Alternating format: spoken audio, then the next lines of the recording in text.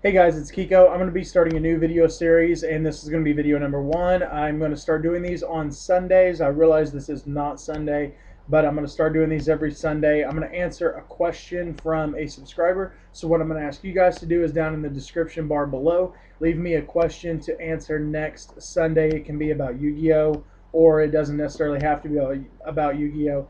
And I'll pick the best one, and then I will post your link on the video and everything, so maybe you'll get a few extra subscribers.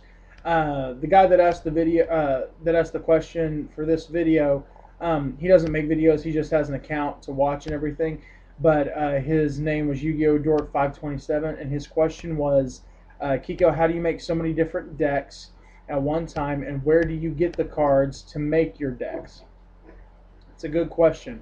And I kind of wanted to go over this in a different video anyway, but I'll kind of go ahead and do it now. As you guys might know, I do a lot of different types of deck profile videos, and if it's me showing a deck, then it's my deck. I don't show other people's decks. I let them feature their own. So the way that I do it is when a new card comes out, so let's take, for instance, Tech Genus Hyper Librarian. When it came out, I had a subscription in already. That subscription should be here in a couple of weeks. I had a little mess up with Shonen Jump, so I ended up getting it fixed. So I'll get it here in a couple of weeks. I ended up buying another one from a buddy of mine named Paul, and I've got one other one coming. So I'll have a total of three. So what's going to happen is I've got a playset, and I did not have to pay a lot of money, and I didn't have to trade a lot of cards to get them. So basically, I'm going to start off with how I make my decks. One of the first main decks that I decided I wanted to make, that I still have with me, was a Herald of Perfection deck. So I slowly looked up videos on YouTube about what people were running in these decks, and of course you run 3 Herald of Perfections. So I went around and I just found the cheapest Herald of Perfection I could, which a few months ago, Ultra Unlimiteds were like $5. So I picked some up and had a good deal on them. And I just slowly and slowly pieced together the deck. And at that point, I did not have a deck to play that was very competitive. So along the way, I ended up building a couple of decks that I had fun messing around with, and then 6 Samurais were coming out. So everything kind of got put on hold because I wanted to build the Samurais. So I started trying to find the gateways and the grandmasters and all the cards that were already out. So long story short, found those cards, and when the cards came out, I bought a box or two, but I really tried to trade for most of mine and everything like that. So how does that help you guys? Well, here's how it helps. Whenever I sit down and I want to make a deck, I've got a binder, 2 binders actually, that I do not trade cards out of. Now, a lot of people like to build a deck, play with it for a while. When they get tired with it, they sell it, and then they start all over again. I don't like doing that. I don't have the extra money to do that.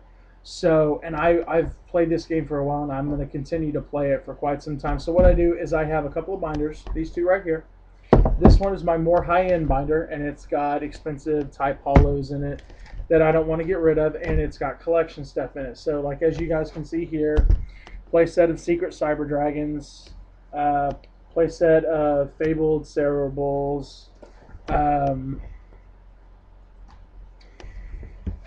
playset of Effect Veilers and Smashing Grounds and Glow Up Bulbs and stuff like that. So that's high-end stuff that I don't ever trade. When I give somebody a trade binder, I don't hand them that binder. And then I also have a low-end binder. And the low-end binder is just common stuff. Chaos Sorcerers, Debris Dragons, Spell and Traps, Dust Tornadoes, Monster Reborn, Starcoals, all that stuff that I might use in multiple decks. I'm going to see if I can find a good page. Here we go. So like if Heavy Storm ever comes back, I'll have Heavy Storms. I've got Book of Moons, MSTs, and I've got lots of them. So I can usually find any kind of a staple I need in one of these binders. The key to making the decks, though, was let's take an expensive card, Solemn Warning. I'm not going to go spend $80 on every solemn warning I want. So all of my decks, which I think are like 8 or 9 now, are all in the same colored sleeves. They're all in white Ultra Pros. Every time I get paid, I go down and I buy another pack or two of Ultra Pro white sleeves so that I always have extras. So if I want to play Doppelsynchron one day and the next day I want to play Six Samurai, I take the staples out of one deck that I don't have multiples of and I just move them to the other deck. Now, almost all of my decks have a Monster Reborn, a Dark Hole, MSTs, things like that. But, so I just move around what I need to. Now, people say, Mike, how do you make your extra deck? Well, this right now is the extra deck for the deck I'm playing. Okay, so that's the extra deck for the deck that I'm playing at the moment. These are the extra deck cards that I'm not playing with right now. It's about 80 synchros. There's all different synchros and fusions. They're all in order by level, and I don't trade these. I've kept them. I have play sets of things that I want play sets of, like Shiens, Barkions, Beasts, Stardust, anything like that. Um, and I just put those all in the same colored sleeves as well. They're different than my deck as far as sleeve type goes, but they're all in the same deck. So whenever I build a new deck, I can just go through there and pull out the synchros I need. Now, like right now, for example, a deck that I don't have finished, I think is Scraps. I think I'm like short 2 or 3 cards. Well, I've been building Scraps for a while, and I finally got my third Scrap Dragon, things like that. So I slowly just trade for one, but first, the main thing I did was I found a good steady deck that I could play all the time, which was the Six Samurais. And now I've been playing Doppelsynchron for the last couple of weeks since the release of Librarian. But guys, basically, whenever a new card comes out that is supposedly going to be really big or is going to be of an archetype that you like, try to get a playset of them and just put them away. A playset of commons and rares and supers isn't going to bring that much money most of the time, and you might end up wanting to play the deck later. So I get a playset of those and I put them all away. Next, whenever I trade in my trade binder, I try not to trade for upgrades, meaning if I'm playing a Gravekeeper deck and somebody's got a super rare Gravekeeper Spy that they value at $50, and I've got pretty good stuff in my trade book, but I'm looking for a lot of other things, and they want $50 worth of my trade stuff, well, if I trade and upgrade that Gravekeeper Spy that I already have a common of, I don't have any kind of a trade bait for that Scrap Dragon I'm looking for, or something that I don't have already. Or in this case, Hyper Librarians for a lot of people, or Trishula, or whatever, Pot of Duality or Warning. So I only try to trade for cards that I need.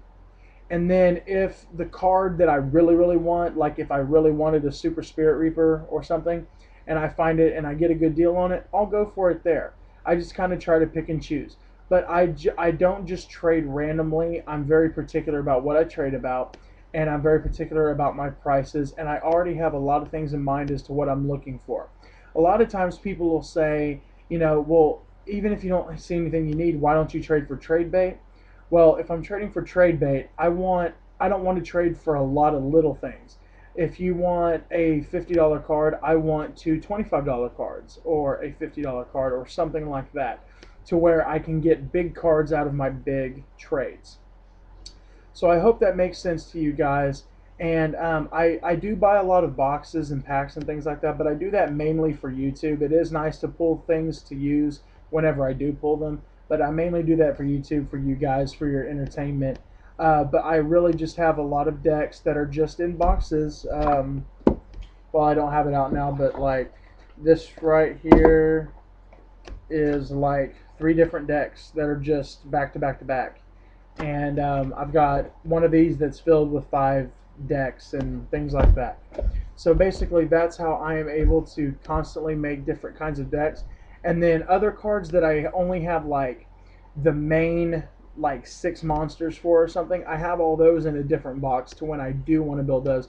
Like TG stuff, I have a lot of TGs put off to the side. So I realized this was a long video, but I kind of also wanted to explain this process to you guys, that I have all my decks in the same sleeves. I keep all the synchros as staples that I can. I trade for equal value in cards, and only for cards that I want, or for big money making, or um, cards that I'm going to be able to flip around for expensive cards that I want. And then I just keep a little binder, like I said, off to the side of a bunch of random staples, so that when I'm running around looking for an MST, I don't have to try to trade somebody for it for a stupid common that I don't need. So I hope that helps you guys. Obviously, this is probably more or less for the younger crowd. Please let me know what you guys think of this video. Please leave me a question down below in the comment section to be answered by me next Sunday. These will come out Sunday night, so Monday morning, if you wake up, this will be on, and I'm going to be as consistent with it as I can. I hope you guys enjoyed this. Please comment, rate, and subscribe. See you guys later.